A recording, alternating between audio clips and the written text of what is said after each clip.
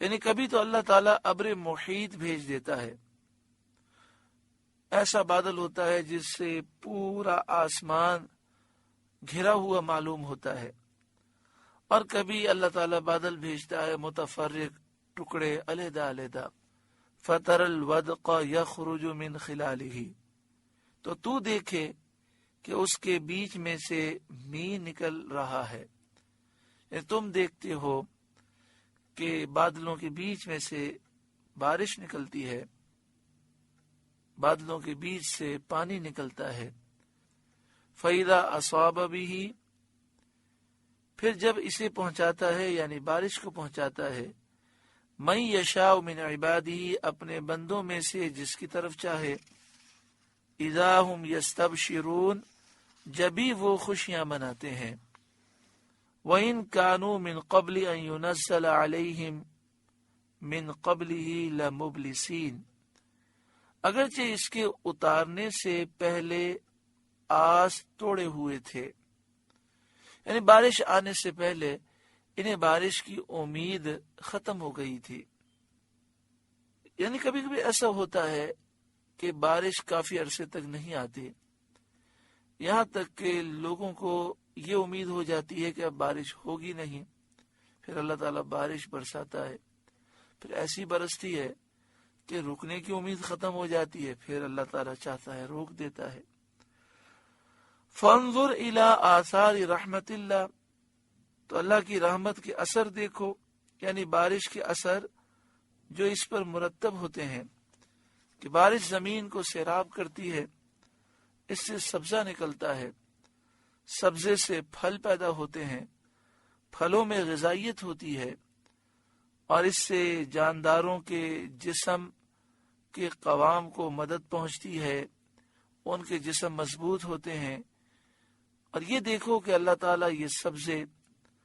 اور پھل پیدا کر کے کیف یحیی الارض بعد موتها، کیوں کر زمین کو زندہ فرماتا ہے اس کے مرنے کے بعد، اور خشک میدان کو سبزہ زار بنا دیتا ہے، جس کی یہ قدرت ہے۔ ان ذالک لمحیی الموتى، بے شک وہ مردوں کو زندہ کرے گا، وہو علی کل شیء قدیر، اور وہ سب کچھ کر سکتا ہے۔ وَلَئِنْ أَرْسَلْنَا رِيحًا، اور اگر ہم کوئی ہوا بھیجیں ایسی جو کھیتی اور سبزے کے لیے نقصان دہ ہو، فَرَأَوْهُ مُصْفَرًّا، جس سے وہ کھیتی کو زرد دیکھیں، پیلا دیکھیں، یعنی وہ پہلے سرسبز و شاداب تھی، اب سوکھ کر پیلی ہو گئی۔ وَلَئِنْ أَرْسَلْنَا رِيحًا، اور اگر ہم کوئی ہوا بھیجیں، فَرَأَوْهُ مُصْفَرًّا، جس سے وہ کھیتی کو پیلا دیکھیں، لَظَلُّوا مِن بَعْدِهِ يَكْفُرُونَ، تو ضرور اس کے بعد ناشکری کرنے لگیں، یعنی کھیتی زرد ہونے کے بعد، پیلی ہونے کے بعد ناشکری کرنے لگیں اور پہلی نعمت سے بھی مکر جائیں۔ معنی یہ ہے کہ لوگوں کی حالت یہ ہے کہ جب انہیں رحمت پہنچتی ہے، رزق ملتا ہے، تو غرور و تکبر کرتے ہیں، اور جب کوئی سختی آتی ہے، کھیتی خراب ہوتی ہے، تو پہلی نعمتوں کا بھی انکار کر دیتے ہیں۔ چاہیے تو یہ تھا کہ اللہ تعالیٰ پر بھروسہ کرتے، جب نعمت پہنچتی شکر کرتے، جب بلا آتی صبر کرتے، اور دعا میں اور استغفار میں مشغول ہوتے۔ اس کے بعد اللہ تعالیٰ اپنے حبیب اکرم سید عالم صلی اللہ علیہ وآلہ وسلم کی تسلی فرماتا ہے کہ آپ ان لوگوں کی محرومی اور ان کے ایمان نہ لانے پر رنجیدہ نہ ہوں، فَإِنَّكَ لَا تُسْمِعُ الْمَوْتَى، اس لیے کہ آپ مردوں کو نہیں سناتے، یعنی جن کے دل مر چکے اور ان سے کسی طرح قبول حق کی توقع نہ رہی، وہ آپ کی بات سن کر فائدہ نہیں اٹھاتے۔ یہاں مردوں سے مراد وہ کافر ہیں جن کے دل مردہ ہو گئے۔ وَلَا تُسْمِعُ الصُّمَّ الدُّعَاءَ، اور نہ بہروں کو پکارنا آپ سناتے ہیں اذا ولوا مدبرین، جب وہ پیٹھ دے کر پھریں، یعنی حق کے سننے سے بہرے ہوں، اور بہرے بھی ایسے کہ پیٹھ دے کر پھر گئے، ان سے کسی طرح سمجھنے کی امید نہیں۔ یعنی کافر جو دل کے مردہ ہیں اور ان کے دل بہرے ہیں، وہ نصیحت سن کر کوئی فائدہ نہیں اٹھاتے، سننے کے لیے بھی تیار نہیں۔ وَمَا أَنْتَ بِهَادِ الْعُمْيِ عَنْ ضَلَالَتِهِمْ، اور نہ آپ اندھوں کو ان کی گمراہی سے راہ پر لائیں۔ یہاں اندھوں سے بھی دل کے اندھے مراد ہیں۔ اس آیت سے بعض لوگوں نے مردوں کے نہ سننے پر استدلال کیا اور کہنے لگے اس سے ثابت یہ ہوا کہ مردے سنتے نہیں ہیں، مگر یہ استدلال، یہ کہنا صحیح نہیں، کیونکہ یہاں مردوں سے مراد کفار ہیں جو دنیاوی زندگی تو رکھتے ہیں مگر نصیحت سے فائدہ نہیں اٹھاتے، اس لیے انہیں مردوں سے تشبیہ دی گئی۔ یعنی مردہ جب دنیا سے گزر جاتا ہے، اب اسے آپ نصیحت کریں تو وہ نصیحت سے فائدہ نہیں اٹھا سکتا، کیونکہ اب توبہ کا دروازہ بند ہو چکا۔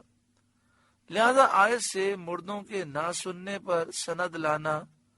اور یہ کہنا کہ اس سے ثابت ہوا کہ مردے نہیں سنتے، بالکل غلط ہے، درست نہیں۔ کئی حدیثوں سے ثابت ہے مردوں کا سننا،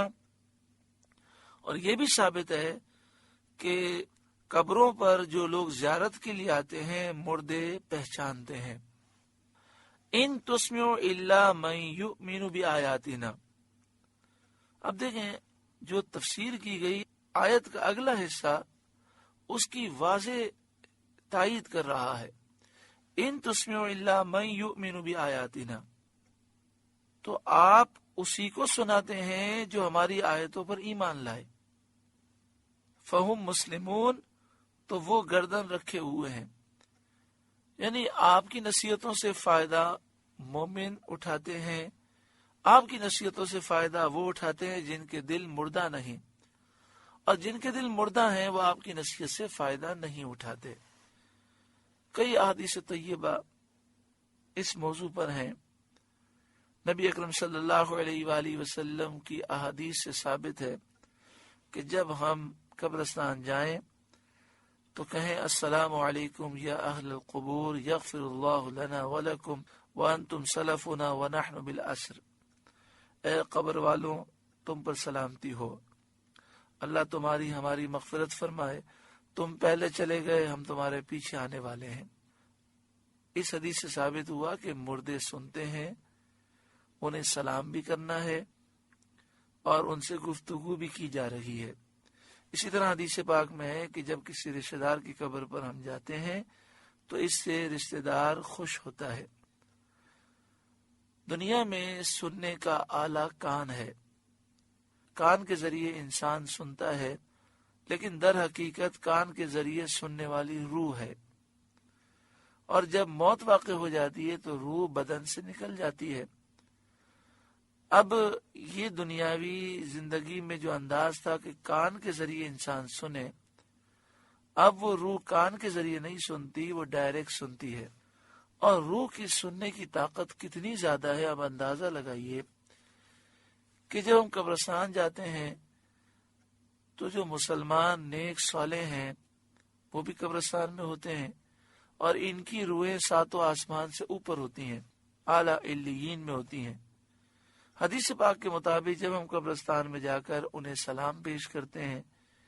تو ساتوں آسمان اوپر سے روح دیکھتی بھی ہے، سلام سنتی بھی ہے، حدیث پاک میں ہے وہ جواب بھی دیتی ہے، لیکن ہم اس کے جواب کو سنتے نہیں ہیں۔ سورہ روم کا 5واں رکوع مکمل ہوا۔ اللہ تعالیٰ اس رکوع کے نور سے ہمارے قلوب کو روشن فرمائے۔